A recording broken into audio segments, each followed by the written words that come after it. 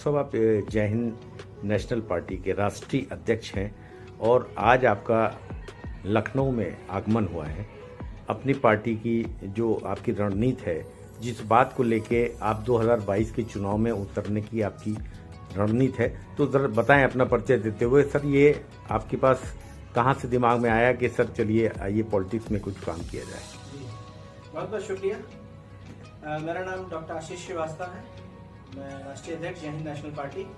आप हमारे पार्टी के प्रवक्ता श्री चंदन श्रीवास्तव जी हैं। आपने बहुत अच्छा प्रश्न पूछा कि कहाँ से ये सोचा कि पार्टी बनाई जाए।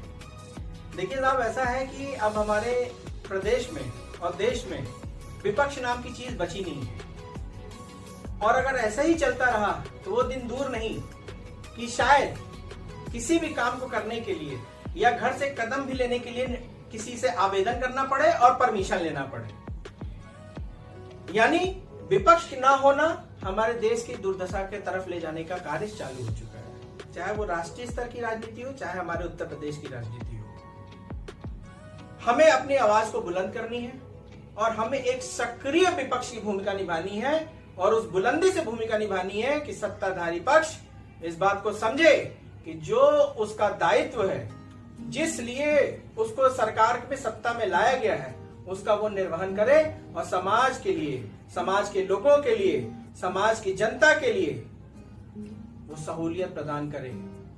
प्रदेश में पैसे की कमी नहीं है, कमी है तो नीति की और नियतों की। कमी है तो ऐसे लोगों की जो सत्ता पे काबिज हैं लेकिन काम नहीं कर रहे हैं। और जनता की जो मूलभूत जो समस्याएं हैं उसके ऊपर आपने बहुत चिंतन किया है।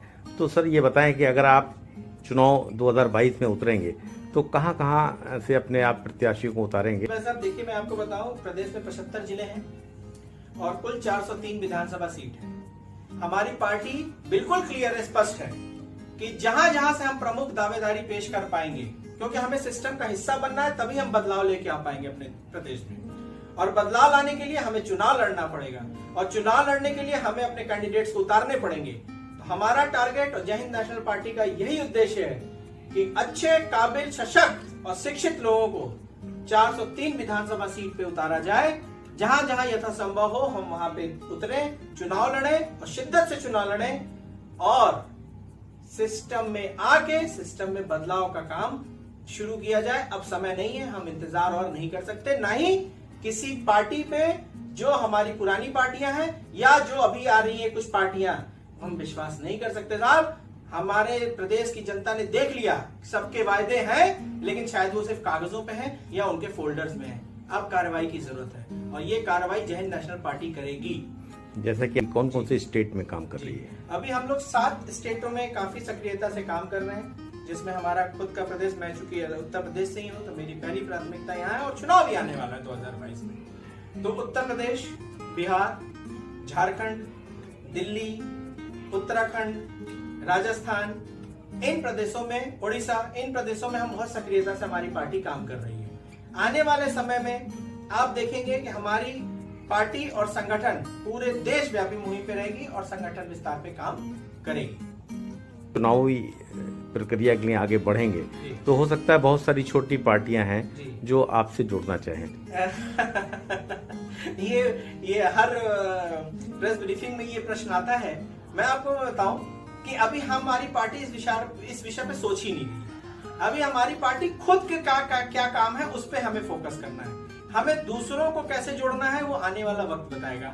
हमें किसी के साथ जुड़ना है नहीं जुड़ना, ये आने वाला वक्त बताएगा।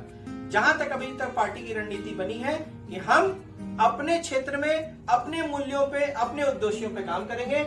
हमें ना किसी पार्टी के साथ जाना है, ना किसी पार्टी को अपने अंदर लेके आना है।